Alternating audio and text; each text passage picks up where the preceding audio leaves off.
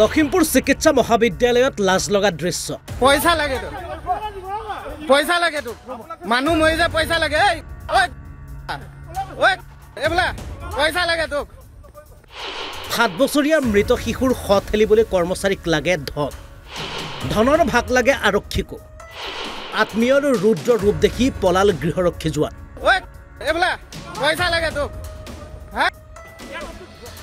নামটো কওক, নামটো কওক।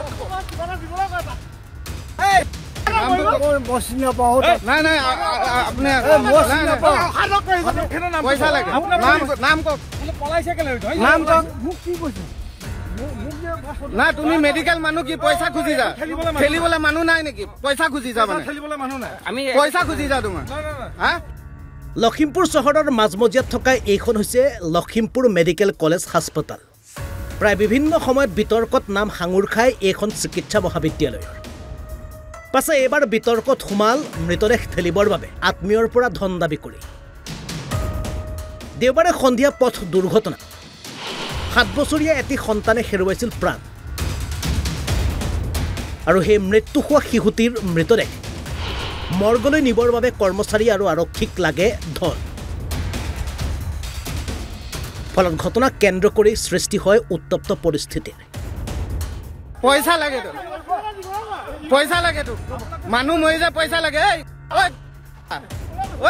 এইবোলা পইচা লাগে তোক। নামটো কওক, নামটো কওক।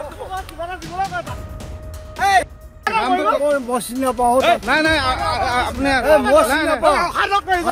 পইচা লাগে, নাম কওক, নাম কওক। না তুমি মেডিকেল মানুহ কি পইচা খুজি যা? খেলিবলৈ মানুহ নাই নেকি? পইচা খুজি যা মানে আমি পইচা খুজি যা তোমাৰ।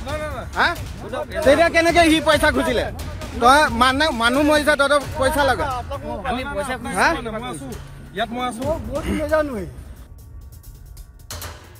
লখিমপুৰৰ পৰা অজিত কুমাৰ মেধিৰ ৰিপৰ্ট, অসম লাইভ 24।